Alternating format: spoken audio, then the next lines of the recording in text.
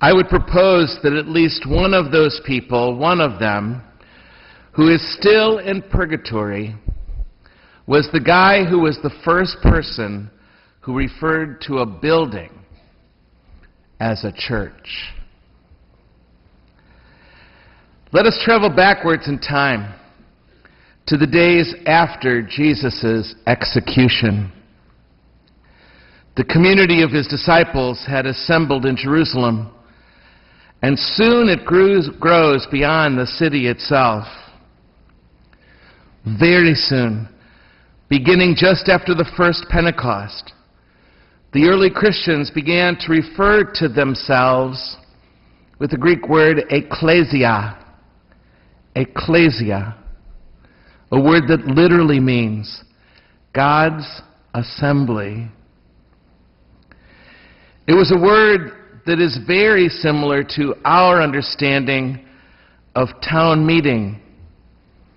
The disciples who gathered saw themselves in something that we might see as the town meeting for the disciples of Jesus.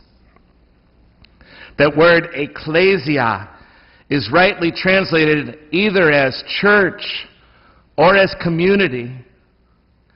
But we need to know that it literally means assembly.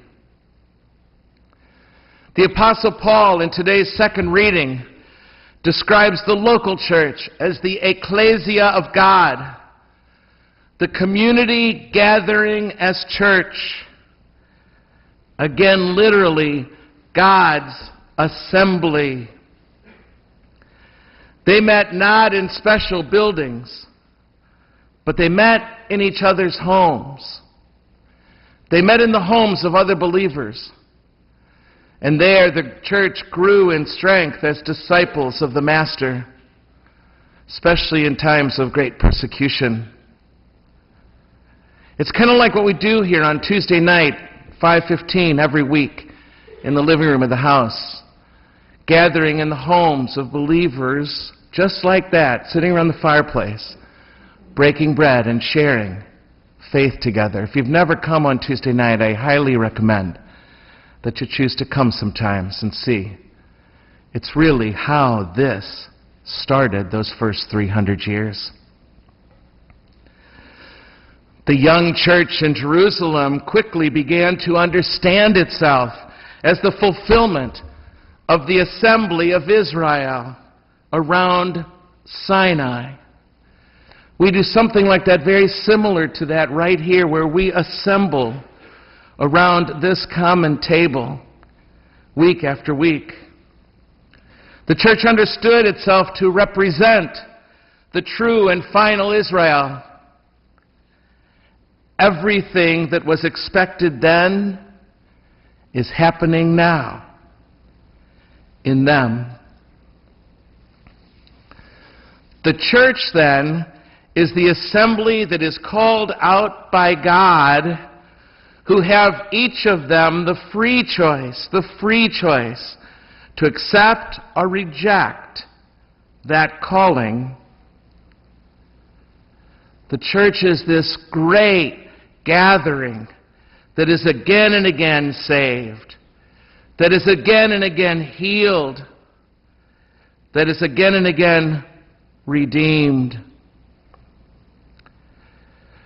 The church is what we are here and now in this building tonight. Look around you in these pews. Look around you. Hello. Look around you in these pews if you want to see church. That's what the ancient ones are telling us. This is the church. We are the church. And listen now to the Apostle Paul again when he writes, You are the temple of God because the Spirit dwells in you. You are the temple of God. Has anyone ever told you that? Probably not. So I want you to do something right now. I want you to turn to somebody around you, somebody in your pew, somebody alongside you. I want to turn to you I want to ask you to turn to them right now and say to them, you are the temple of God. Say it.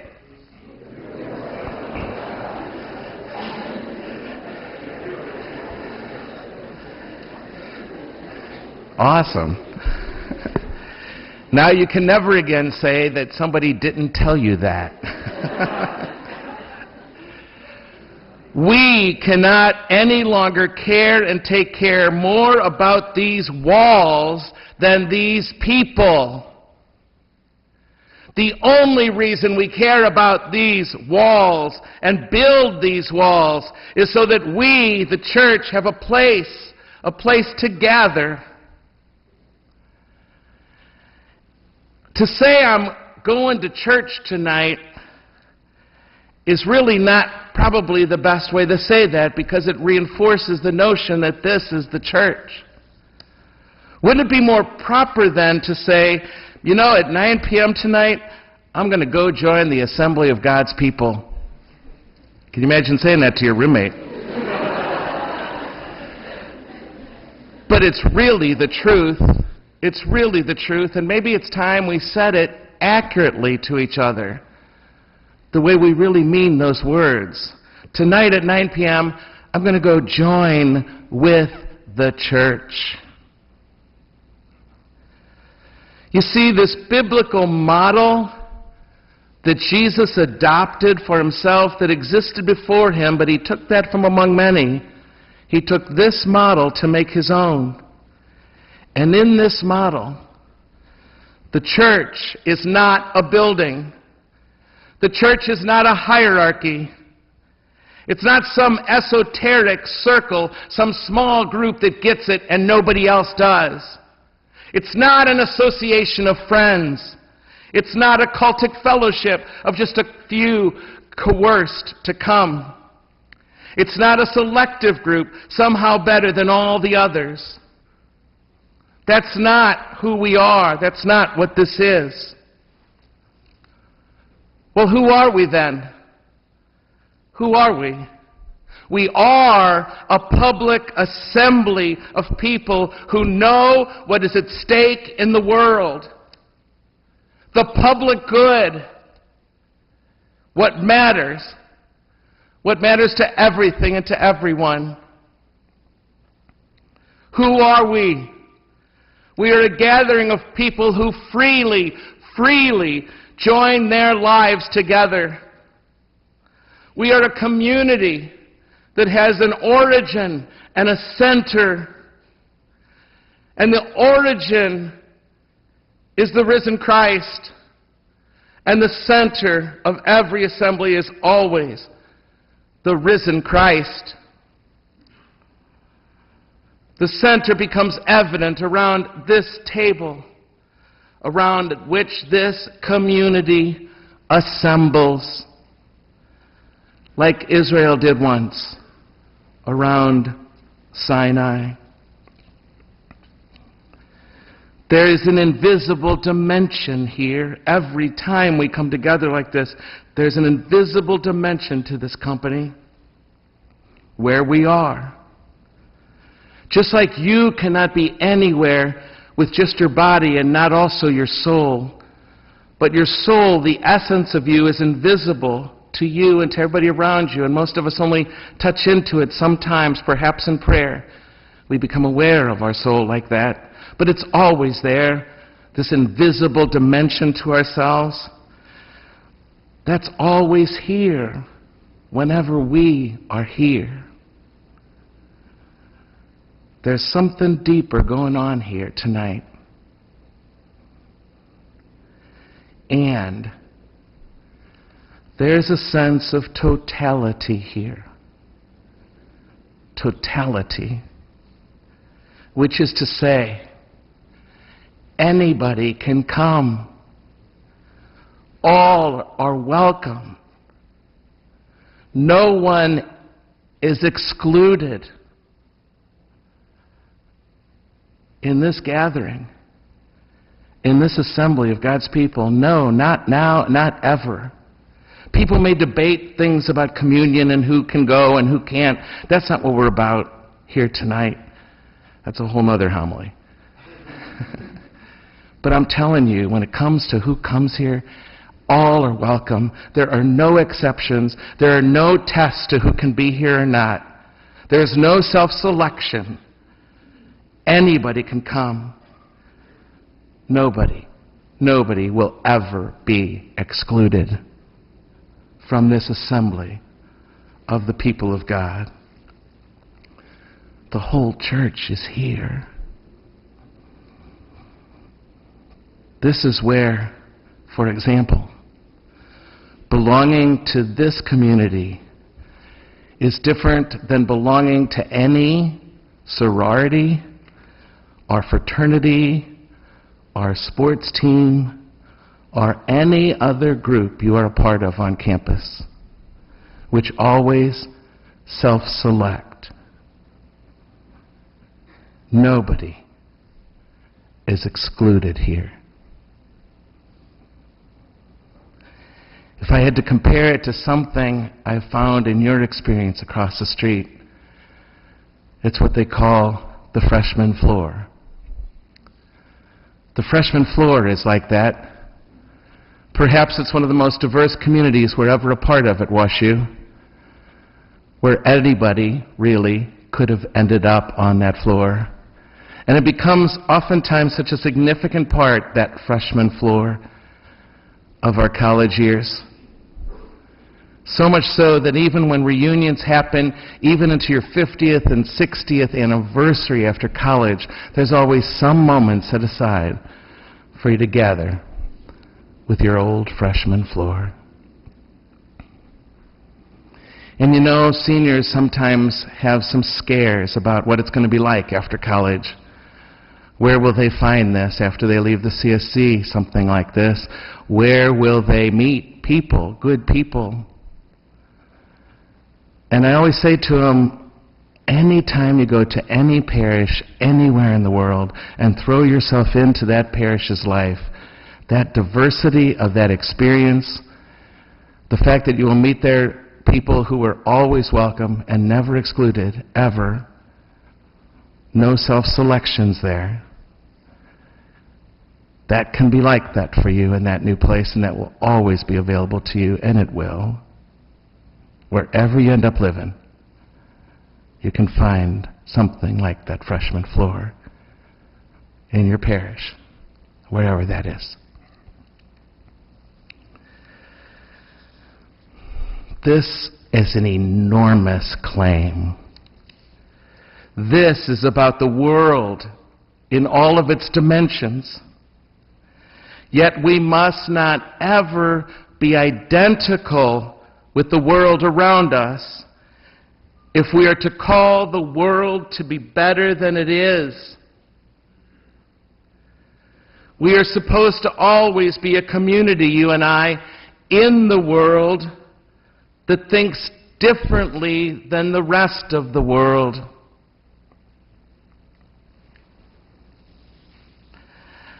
I'm telling you, whoever that guy was, who was the first person who referred to a building as a church, got us totally turned around and left us quite confused.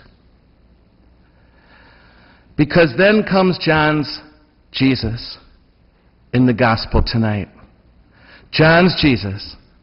And John's Jesus gets really upset when the building gets identified with the assembly and the institution takes on a purpose other than connecting people to people and people to what God wants us to be doing in this world. For sure, this place can be a secure place and a safe place for us. I see it late into the night. The students of this community have 24/7 access to this chapel, this building, any hour of any day, ever of the year. And many choose to take refuge here in the night. They come here, and it's not unusual to see them sitting here in the dark with the light of the sanctuary lamp, thinking, praying, being quiet, struggling. And so they come to take refuge here. So do I in the night sometimes. I'm glad that they feel comfortable to come here and to secure themselves in the Father's love. I'm glad we have a safe place to cry, or to be grateful, or to feel forgiven, or to remember what matters, or to feel loved again.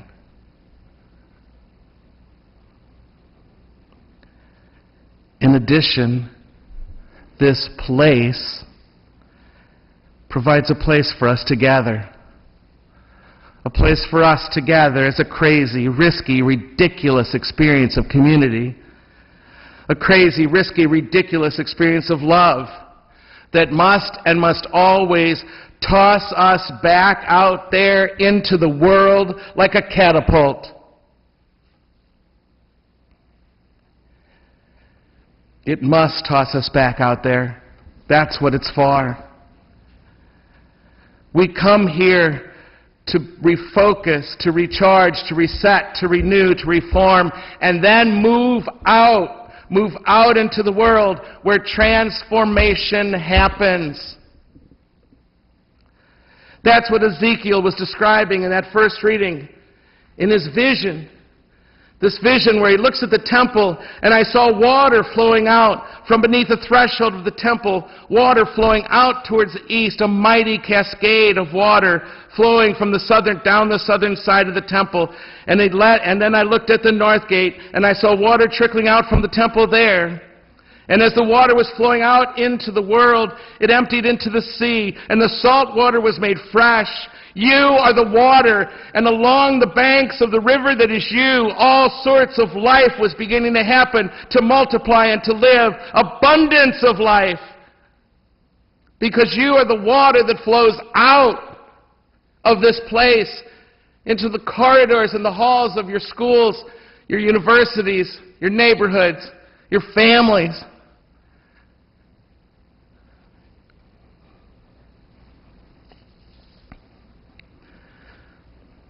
This is the meeting place, you see? It's the meeting place. We